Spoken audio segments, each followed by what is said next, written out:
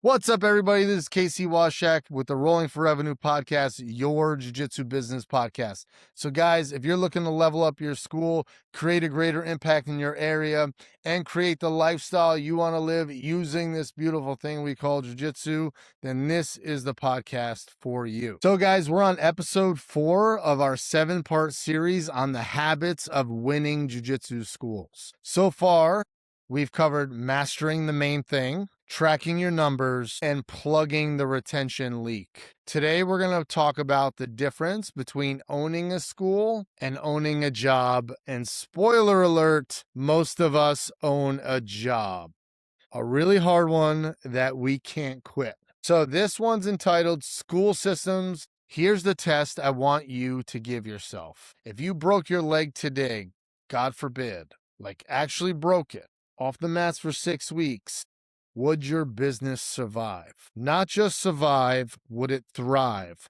Would trials still get processed? Would new student onboarding still happen? Would coaches still know what to teach? Would payroll get done? Would retention calls still be made? Would social media still be posted? Or does everything seize up the second you stop moving? So if the honest answer to this is the second one, and for a lot of us who are listening, if it is, you don't own a business. You own a liability with your logo on it. Years ago, after my first gym failed, I picked up a copy of Rich Dad, Poor Dad.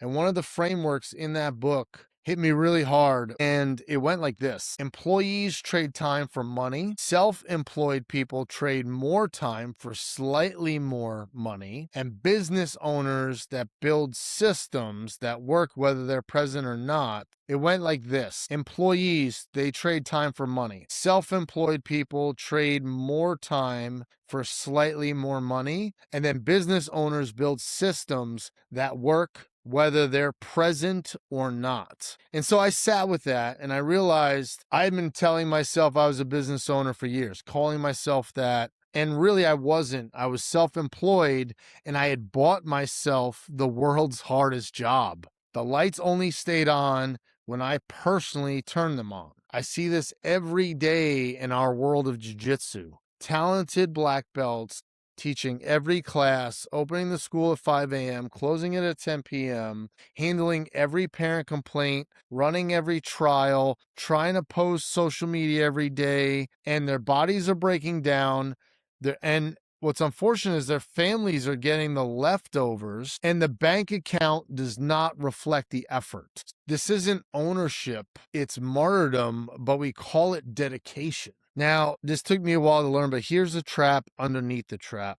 A lot of owners actively resist building systems because they want to be the star, and the star, being the star feels good. You're like the mayor of town, right? People come to see you, they sign up because of you. The class is filled when you teach it. The class doesn't fill when you don't.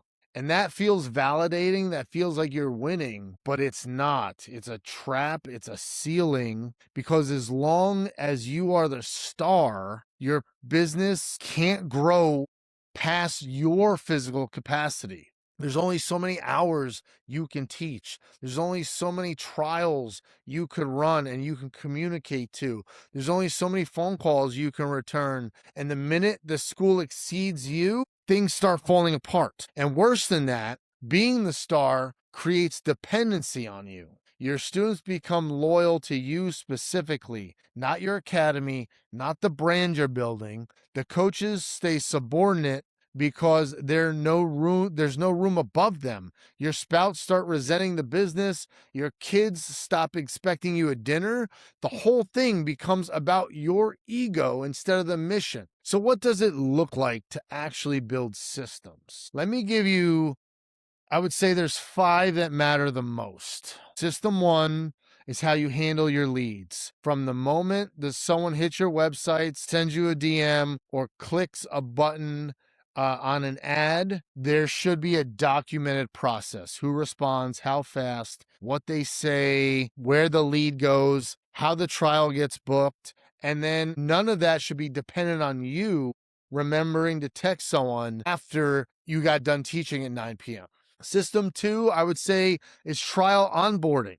The first 90 days are what makes or breaks somebody and whether they see themselves doing jiu-jitsu or not. So do you have a written sequence on what happens day 1, day 7, day 15, day 30, day 60? What gets sent, what gets celebrated, when they get followed up with? It has to be documented and repeatable, and it should be done by anybody. System 3 is your curriculum. We covered this in episode 1. Your methodology has to be brand controlled. This has to be a documented curriculum that any qualified coach can pick up this playbook and run with it. Not, hey, coach, just teach what you feel like teaching tonight. System 4 is your retention follow-up.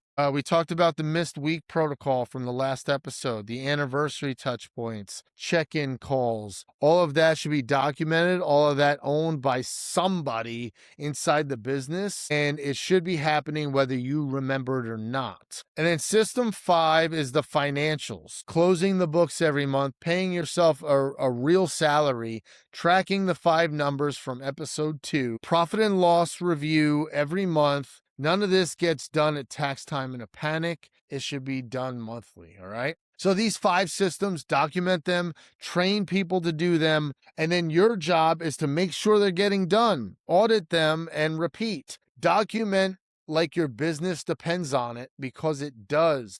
The minute you can hand someone a playbook, your life gets easier. Now, I know what some of you were thinking, like, Casey, I don't have time to document everything. I'm too busy running the school. And I want to reframe this, because documentation isn't extra work. It's the work. Every hour you spend writing down on how something is supposed to be done is an hour you're buying back from your future self, times 1,000. Because once it's documented and you can pass it off, you never have to be the one doing that thing again. So once you do this and pass it off, all you got to do is make sure it's getting done. Start with whatever is taking the most of your time right now, whatever is irritating you, whatever you keep getting interrupted for. Document and answer it once. Train someone on it and then hand it off. It's going to feel slow at first. It always does.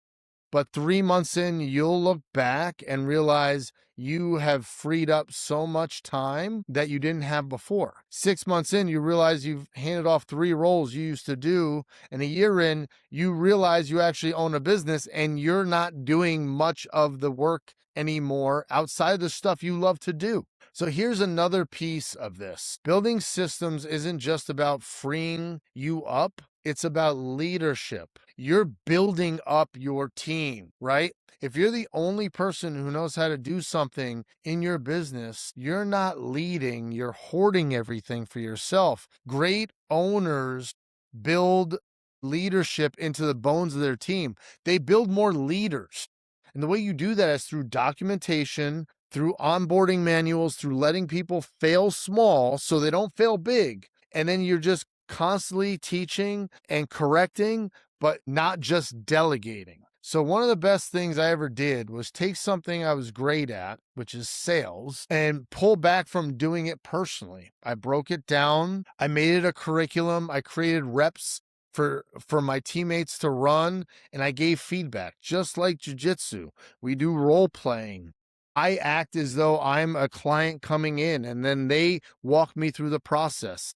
All right. And that's how you build a school that doesn't fall apart when you're gone. That's how you lead without panic. So guys, this is habit number 4. Winning schools build systems that survive them. They document, they delegate, they create leadership instead of dependency. And the result isn't just freedom for the owner, but also for the whole team and ultimately the students, and everybody is mission driven and everyone's trying to make this a better place. Because here's the secret. The schools that scale aren't the ones with the best black belts. They're the ones with the best systems. And when you have talent and systems, everything compounds. So this is actually chapter 8 in Rolling for Revenue. So get the book at rollingforrevenue.com. Pay for shipping. The book is free. And guys, make sure to like, comment, share, and subscribe to the YouTube. And until next time, keep changing lives, and I'll see you on the mat.